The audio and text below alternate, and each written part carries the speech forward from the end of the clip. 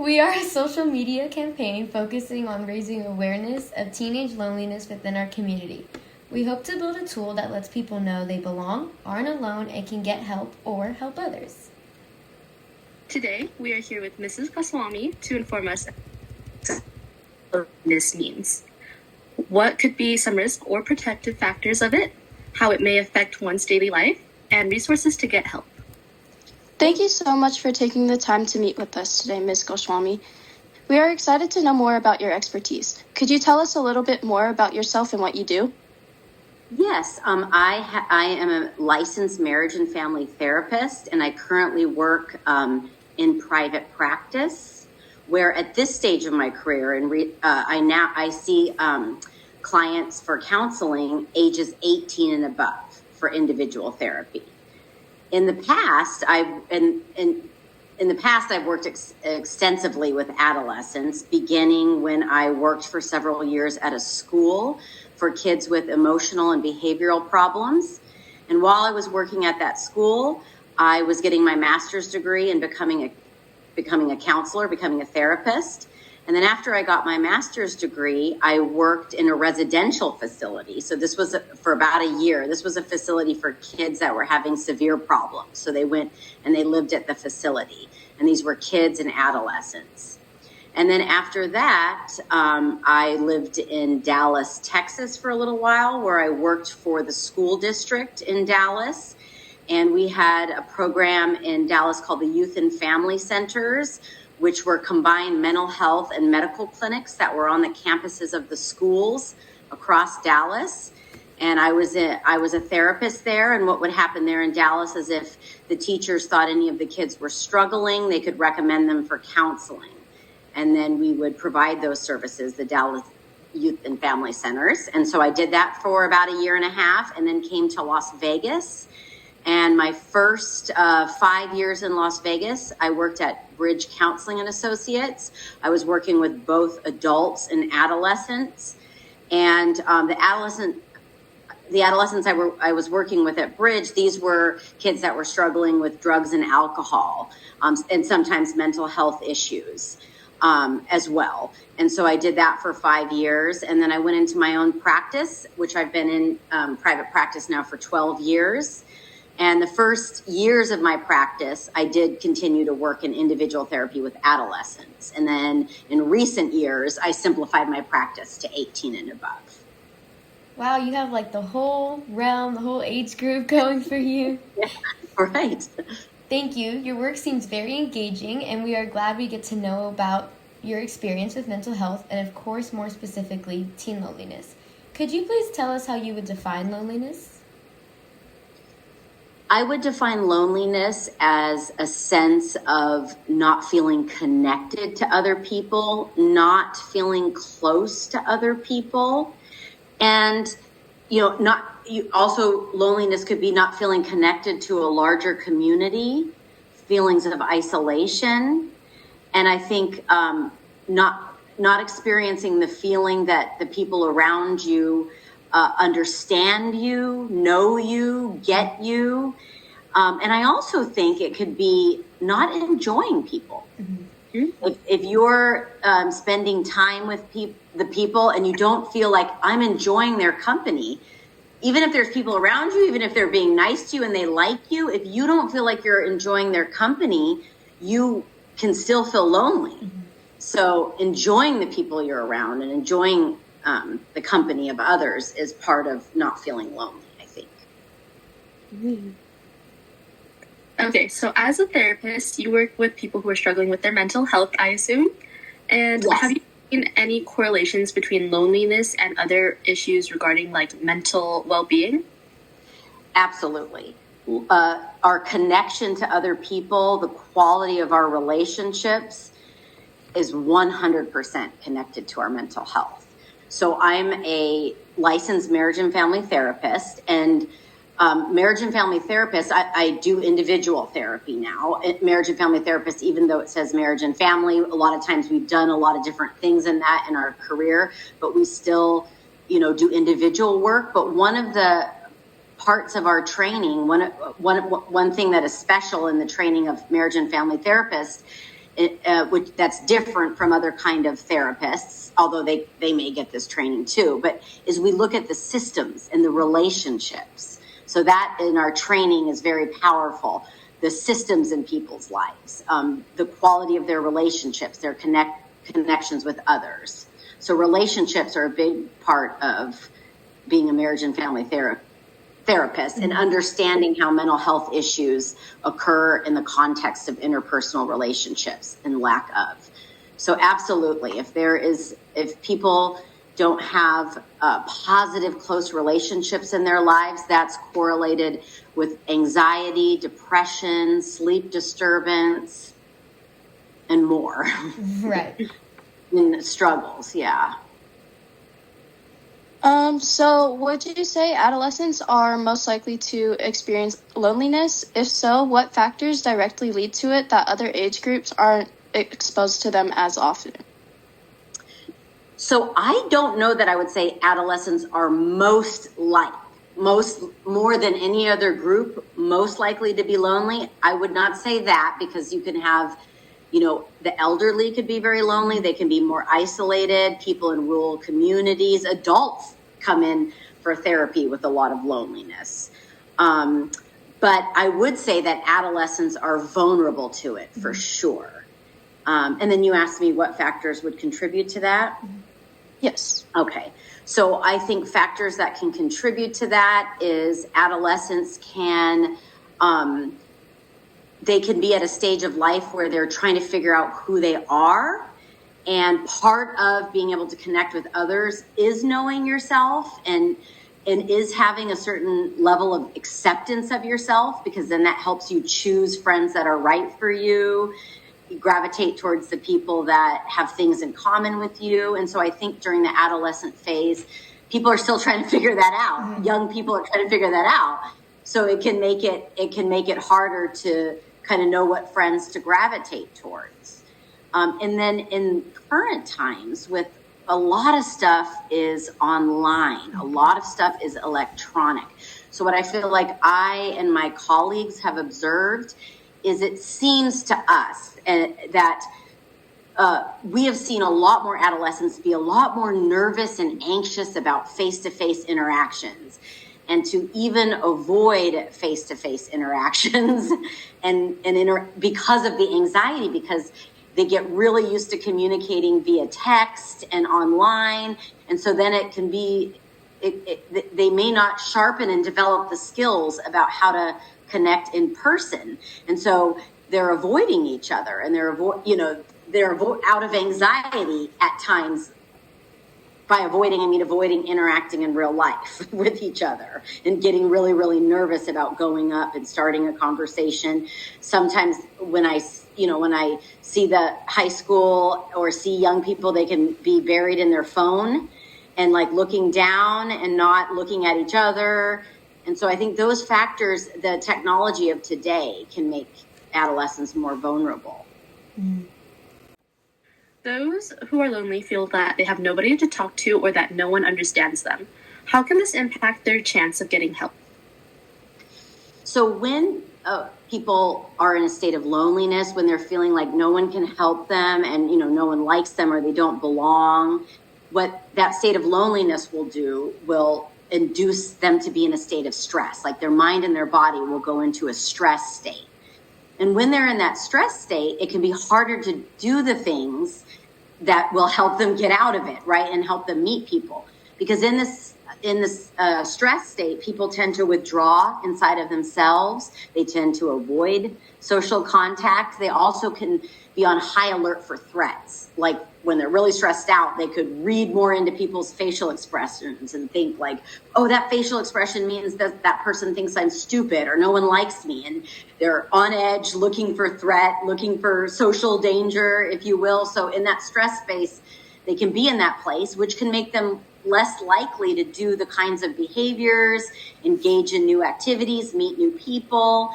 And then that can create a negative feedback loop, which is kind of like what I think and how I behave can then make things more likely to happen. So if I think no one likes me and my behavior is that I withdraw and I don't talk to anyone, well, then I'm less likely to have any friends, right? And I can get stuck in a cycle that way. And when we're under a lot of stress, which loneliness can definitely put us in, again, we can be looking out for threats. We can be more withdrawn. And then that makes it harder, right? Right. Right. Our own research has shown that there are 3 kinds of loneliness, including situational, developmental, and internal. Could you please describe the difference between the 3 and how each may occur? So situational loneliness is typically temporary, and it's typically caused by a specific situation, such as if you move away to college, you may feel lonely, or many people feel lonely in their early months of college. That's a new situation. You're not yet close to anyone. Often when you it takes a while to get close to someone. So you may feel lonely your first weeks or months in college, right? You can also feel lonely if you move to a new city, or if you move to a new school. Or if you have a breakup, or if you lose a friendship. Those are the types of situations that would create situational loneliness. You feel lonely temporarily related to some specific loss happening, or move or change. And then developmental loneliness is that type of loneliness occurs specifically as you're developing, because of certain circumstances when you're developing during the developmental years. So we wouldn't call something happening to a 40-year-old or even a 28-year-old or someone in their 30s as developmental loneliness. Developmental loneliness would occur during childhood and adolescence and young adult years, right? And that typically happens when there is some kind of, that can happen when there is a medical issue that someone who is developing is going through, and it makes them different than everybody else. And so they might be, they don't feel like they fit in, or actually their medical issue keeps them from being able to do things that other kids are able to do. Or it could happen if somebody is struggling with their social skills. Maybe they need help with their social skills and their social skills aren't great. And then that might lead to other kids having like a negative reaction to them. And that can lead to developmental loneliness. Or they could be really, really mature for their age, way more mature than their peers. So anything that during the developmental years, any circumstance, medical, mental health, or otherwise, that makes them different than their peers. And then to feel isolated and alone related to them. Loneliness is it's like a persistent state rather than just being temporary. Like if you move to a new city and you feel lonely, it's this persistent feeling inside, and this perception that you are alone. You are alone, even if people are around you. You can feel emotionally detached from others if you have internal loneliness. And this is, again, it's persistent. It stays with you year after year. And you can feel like you're not accepted. And it's a internal state where you feel alone. So, and it can be caused by it overlaps with it can overlap with developmental loneliness, right? Because if you went through developed loneliness, let's say you had some serious medical problems as a kid and adolescent, and it made you different than the other kids, and at times made you isolated from the other kids, it's possible that that experience of developmental loneliness led to internal loneliness, like a persistent perception within yourself that you are alone, or you are different than others. What could be some kinds of relationships and risk factors of the 3 kinds of loneliness for teens specifically? Well, one interesting risk factor to all of those type of loneliness, and this just came out, this is research that just came out in the JAMA Journal of Pediatrics, and there's an article about it in the New York Times, and I thought this research was really, really interesting. And so let me see here. Where do I have this? Yes, it's the JAMA Journal of Pediatrics. And relationship with family. So what the research has found is that particularly during the adolescent years, when adolescents have closer relationship with their family, and that could be siblings, parents, extended family, if they have good relationships, fun together, a warm relationship with their parents, they are more likely later in adulthood, because in the study, they studied people through adulthood, right? Or they looked at their developmental history and then how they were doing with friends in adulthood. So what the research found is when they had good family relationships, they had a richer network of friends when they were older adults. When they had good family relationships in their adolescent years, they then had a richer network of friendship in adulthood. And there's likely more than one reason for this, but one reason of several would be the idea that if they had good relationships with their parents and their family, then good social skills and how to connect and how to be close is being modeled for them. And so then they can develop those skills themselves. Having good relationships with your family, being close with your parents, having a good time with them also shapes how you feel about and see yourself, right? And so all of that would lead to what these findings are. So it's really important, the kind of relationships that adolescents have with their family, it turns out. It turns out to be connected to the kind of friendships they're going to have later. That doesn't mean it's automatically going to happen for every person. That doesn't mean that if somebody doesn't have a great relationship with their family, they're doomed.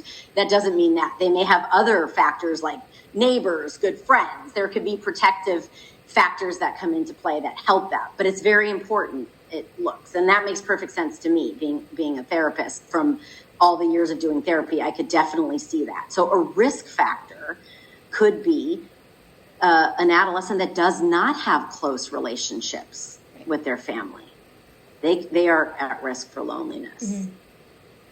I think also an adolescent that hasn't found some friends that they feel understand them and like them for who they are and feel like these friends I can be myself with. Mm-hmm. Because if you feel like you can't be yourself with your friends, even if you have a lot of friends, you're not going to feel a sense of belonging, mm-hmm. right? And I'll read you a quote by Brene Brown. She's a researcher. And she says, because we can feel belonging only if we have the chance to, or the courage, she says, to share our most authentic selves with people, our sense of belonging can never be greater than our sense of self-acceptance. Mm-hmm. So basically, if you don't have a sense of comfort or acceptance for yourself, it's hard to feel connected to anyone else. And fitting in, one of the things Brene Brown points out is fitting in is not the same thing as belonging. Mm-hmm. Because with belonging, that means we feel like I can be me mm-hmm. and you still like me. I can just be myself. So I think teens that have friends, lots of friends, but are not being their authentic selves and feel like, oh, I have to act this way. So everyone will think I'm cool, or I have to act this way so they don't think I'm stupid. And they don't feel like they can relax and be themselves. They're at risk for loneliness too. Mm-hmm. So just having a lot of friends doesn't necessarily mean you can feel like you can be your natural self with them. So if you're in relationships where you don't feel that way, like I can just be myself, I can be me, then you're at risk for loneliness, right? Mm-hmm. Okay. 15 seconds until this meeting ends, guys. Okay. In the previous question, you touched about some protective factors of teen loneliness. Can you go more into depth about the protective factors? Yeah, so the protective factor you're speaking of is the family bonds, close family bonds, and good relationships with your parents and your family is definitely a protective factor. And so other protective factors, I think, would be, did you find some close friends? Because sometimes it happens, right? You get close to someone and that relationship remains. And if that's a person that you feel like you can be yourself with, that's a protective factor. Being in relationships where you feel like I can be me. I don't have to try to be anybody different. And finding, and then if have developed a friendship that's close, that's a protective factor. Some of that is luck, right? Sometimes a kid might have to move around, or they change schools, or they have a hard time finding a close friend where they get to see each other and keep communicating and get the ball rolling. And so friendships, good friendships, where you feel cared about, is definitely a protective factor, having those in adolescence. So more so. So, Sorry. you're good. What were you going to say? I was going to say, like, so more so having meaningful relationships with people. Would you say that's one of the biggest? Protective factors, absolutely. I would say that, yes. Okay, that makes sense. Yes. And I think if you have, I would say too, like if you have this is hard because our self-confidence is connected to being able to connect to other people and having friends. But if you can take risks, everyone has a different temperament, right? Some of us have like a very sensitive temperament. Some have a bolder temperament and they can kind of like fall on their face and then get up again, or maybe they're less sensitive to embarrassment, less sensitive to rejection. So I think if you are willing to take risks and to fail and to be like, okay, this person and I just didn't connect, or they didn't seem to respond to me, and I'll get right back out there and I'll try again. I think that's someone's temperament can be a protective factor. Wow, okay. So I do have a question. So if adolescents may want to get help but do not know where to start, what can a parent look out for as signs of feeling loneliness in their child, and resources to give them? So I think if a parent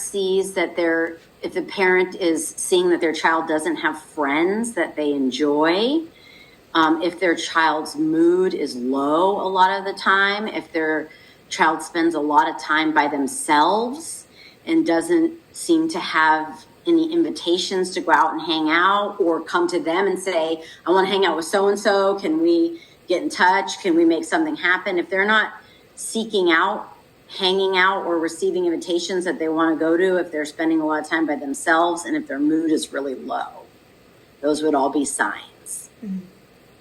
Yeah. And what about resources what could a parent do for their child? So resources that are out there are a parent could try and find out what their child is interested in and say, what they like doing. That's a really good place to find connection, is in things that you like doing. And a parent could help their child get involved in something that the kid might like doing. What are their interests? And then try to hook them up with a group or a club or an activity with other kids doing the same thing. That's a very powerful way. We meet people doing things we like to do. And if we're doing the things that interest us, we're more likely to meet people with the things in common with us, right? And then a parent, if they think they could help their kid with social skills, if they feel like they need help, they can reach out for either individual therapy or group therapy. There are groups for teens. UNLV's The Practice, which is a training ground at UNLV, they have some different group therapies, and some of those involves relationships and social skills. A parent could look at their insurance if they think their kid is struggling and call providers for counseling on the insurance. Those are things they can do. There's also something called Youth Move Nevada. And Youth Move is an organization. It has I believe they have, I could find this information out for you guys. It's off the top of my head now, and I'd have to take time to look it up on the phone. But Youth Move is a youth advocacy group. And they have like Zoom meetings for kids if there's any issues going on, or they're like mental health advocacy. So Youth Move, they could join Youth Move or join a meeting at Youth Move to get involved. The parents could also go to Nevada PEP if their kid was struggling, and that's peer advocacy for kids that are struggling with something in school. Wow. Okay. I've never heard of that before. That's really cool. Yeah, you guys can Google Youth Move Nevada, and you could look up Nevada PEP and see what things could, if a kid was struggling in school, Nevada PEP has some supportive resources for the parents and getting them like some interventions through the school and things like that. I do know sometimes that a kid could reject their parents' help. So what kind of would happen then? Well, yeah, that would be tough. So if a youth rejected their parents' help, the parent could try to look for some common ground, something that the youth might be interested in, and start with that, right? Such as, if they really see that their kid has an interest, that might be the way in, right? Like, let's go and let's, go volunteer with some animals to take care of some animals if they think that their youth is interested in that. And they can try to start with what the kid is or the young person is willing to do or what they think. And they can, try to take them to a counselor. I mean, it's really hard if an adolescent refuses to go, but they could give it a try or have an agreement. Like, how about give them as much choices as they can? Like, hey, you can try this counselor out once or twice, and if you don't like them, we'll try another one. So if there's places that you can give choice, that helps. All right. And then, how could a friend help someone with feelings of loneliness? How do they approach the topic without making them feel upset or embarrassed? So I think if somebody knew they had a friend that was lonely, they could just invite them to something.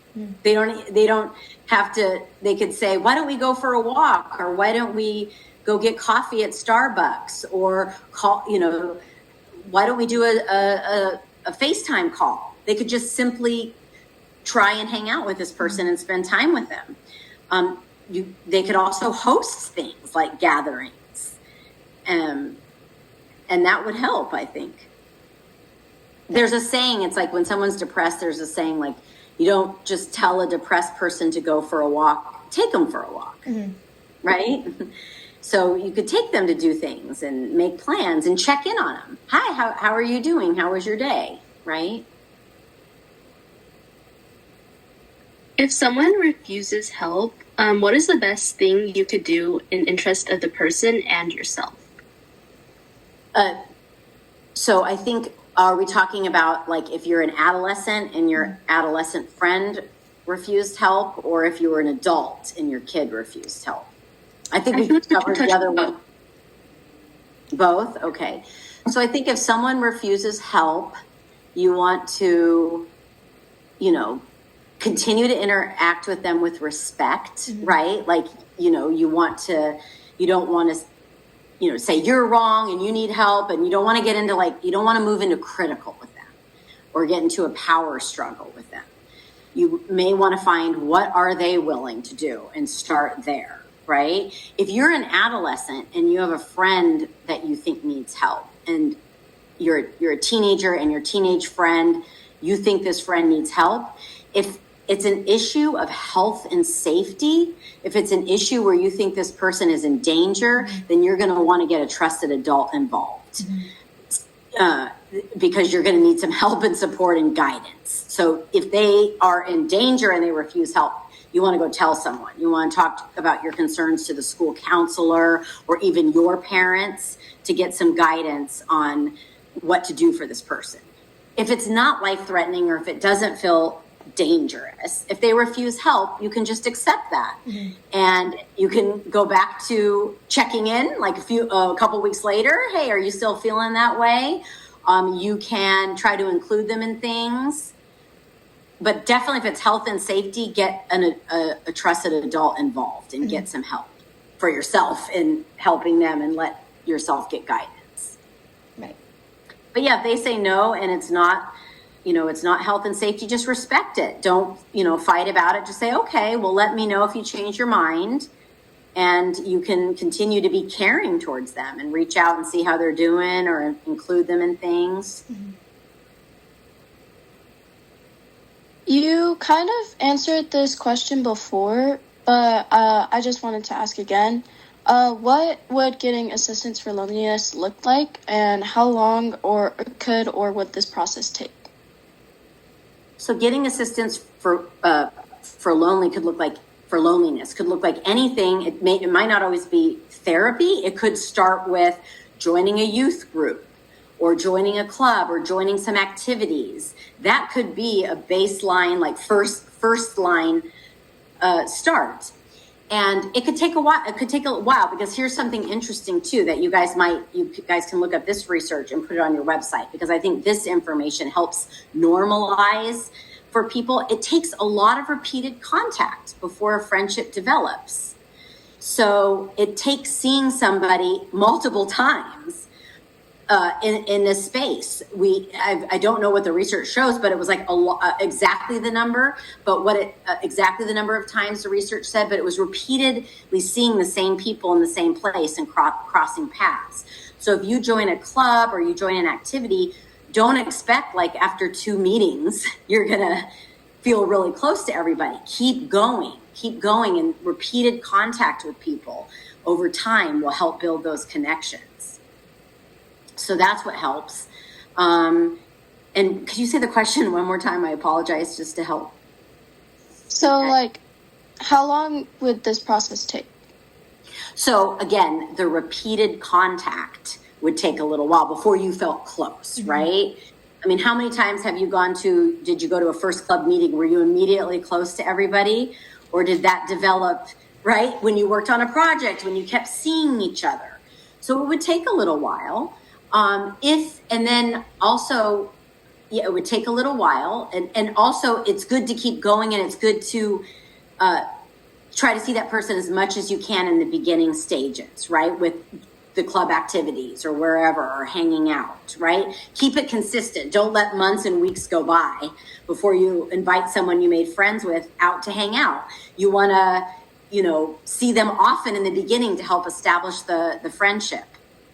And then if you go to therapy, if somebody reaches out to get help in therapy, I mean, I would imagine it would take several sessions. It could take a couple of months. It could take 6 months to build up skills, and part of the therapy might involve learning how to see yourself in a different way, in a more positive way. It might involve exploring in therapy what you like to do, what your interests are. It might involve exploring and role-playing social skills for how you could handle social situations that make you feel anxious or nervous. It could involve what's a healthy way to handle rejection, because we're all going to get rejected. What's a healthier way to look at it and see it. If you see it as something's wrong with you, then that's not going to help you on your path to finding friends. So finding healthy ways to deal with rejection, good perspectives on rejection, so you're less afraid to keep going back out there. All of that stuff could be things that people do in therapy. Mm-hmm. And that could take a little while, for, a few months at least. Yeah. Of regular sessions. Does anyone have any other questions? No. Okay. So you talked about like loneliness from youth and loneliness in adulthood. Could like the loneliness from youth grow into like the differences in adults? Yes. I think if someone has, developmental loneliness that's consistent, if it's the briefer the period of your life, right, the less likely it would be to persist. But if developmental loneliness, or if an adult, if a child, and I think a child like moving around a lot moving schools a lot would be more at risk. We talked about vulnerabilities. That might make you vulnerable because it would disrupt friendships, right? If you had to move around a lot because of your parents' jobs, or you moved schools a lot. But yes, I think if it persists, if you just go through a period and you come out of it while you're developing and you get new experiences, like experiences of closeness and belonging, that could be a protective factor that keeps it from growing into this belief about yourself or this consistent internal state. That's a really good point. Thank you. Anything else? I do want to add, so say you had just like one good friendship and they're like you were really close with that friend, like do you feel like they would need others to possibly get out of that state of loneliness, or do you think just having that one good friend could help them stop being lonely? I think one close friend would be very powerful. It may not mean that a person doesn't need anything else and couldn't benefit from anything else, like meeting other people. They could still benefit from that. But I think that, and if I didn't say that earlier, that's a great point, is that one close friend could be a protective factor. I think if you had at least one close friend, I think that would be a protective factor and would be very helpful. Very helpful, yeah. And I know you've mentioned this word earlier, but I know that there's a difference between isolation and loneliness, but could isolation lead to loneliness?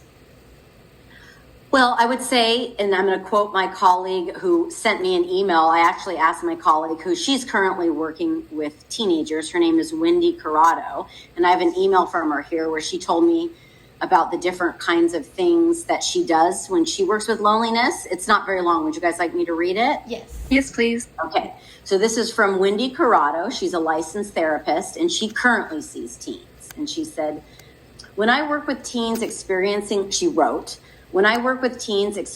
loneliness, I often start by contextualizing how technology and constant access to others, combined with the media they consume, can intensify feelings of loneliness rather than relieve them. The expectation of perpetual connection, texting, FaceTime, social media, can make teens feel overwhelmed, boundaryless and on call, while also fueling comparison and self-judgment.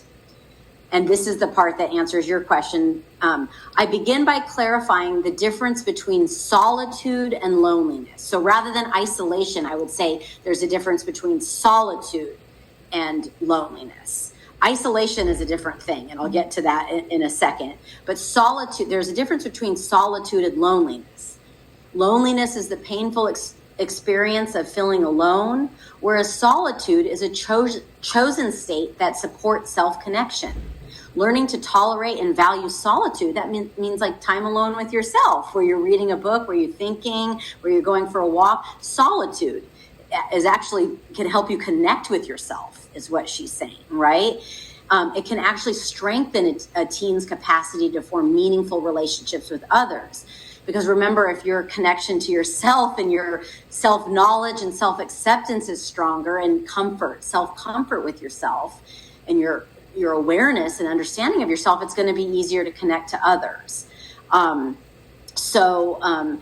Isolation can lead to depression and loneliness. So, if I'm isolated, being isolated means I'm cut off from other people. Solitude means I'm choosing to spend an afternoon relaxed by myself, right? And I'm choosing to spend some me time, alone time. And that's different than being isolated. But being isolated does lead to depression and feeling lonely, for sure, if you're isolated. So 2 more things she talks about how she works with loneliness, 2 short paragraphs, is she says, she talks about the circle of control, helping teens identify what they can and cannot control in relationships. This naturally leads into a discussion about expectations of friendships, especially how the media often portrays show friendships, like TV show friendships, as intensely close, emotionally constant, and always accessible. These portrayals can create unrealistic standards and shame about wanting or needing space. She says, I normalize that strong friendships take time to build. Remember, repeated contacts, and that they do not require constant contact, like constant all day, to be meaningful, right? And then she says, finally, I talk with teens about comfort zone expansion. I think this is really important. Crossing the fear threshold, initiating conversations, tolerating awkwardness. That's so powerful. You don't have to eliminate awkwardness. Things can be awkward. It's not the end of the world. It won't come crashing down. You just want to learn to tolerate it. Tolerate the awkwardness. It won't kill you, right? Risking rejection is very powerful, being willing to risk rejection. It's uncomfortable, but it's necessary for building connection. Loneliness often decreases, not when fear disappears, but when teens learn they can move forward despite being afraid, right? Yeah. So yeah, that's what she had to share. Okay. Any other comments? Any other questions?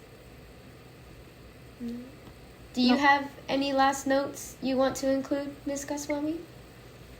Well, I think it's wonderful that you guys are recognizing this, right? And I think my last note would be to say that what I've heard neurologists, when I've listened to a neurologist speaking, or when I read educational materials say about our brains, is they say that the human being is a hyper-social animal.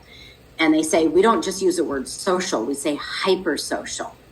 And that they can see from our brains that we need connection and interaction.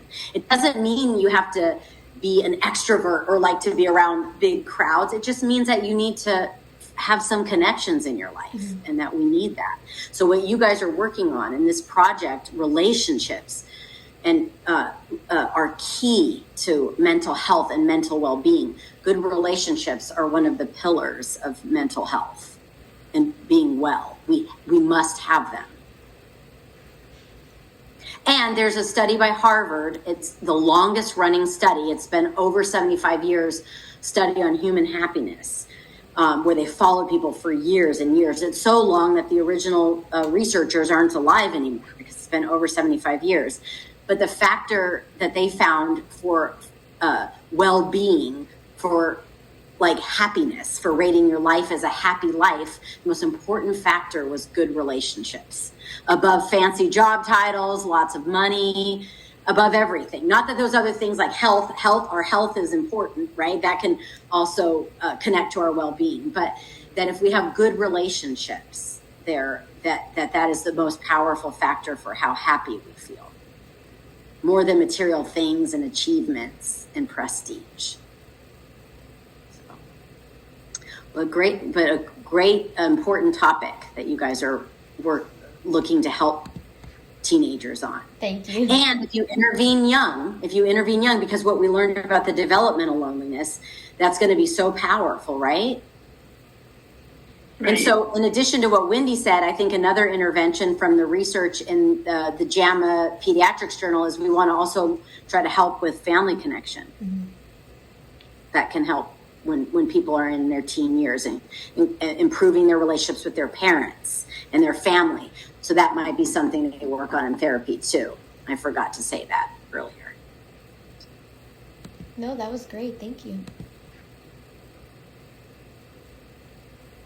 So thank you so much for having this interview with us. Your insight is very important to our cause, and it was such a pleasure to have the opportunity to talk to you. Well, thank you guys for having me. It was a pleasure talking to the four of you. Good, and keep up the good work. Thank you. Thank you. Thank you. Bye. Bye. Bye. In this episode, we received more information on exactly what loneliness is, the impact it specifically has on adolescents, the rising issue of it, and how to help yourself and others. We use this knowledge to conduct a week-long study in our school, and we'll report back to Ms. Goswami for another episode of analysis. We have a list of resources on our website to seek help, and you can email us for any comments you have at thebelongingproject.t@gmail.com. Thank you so much for listening. It's time for us to listen, talk, and belong. Join us next time for episode 2. We are the Belonging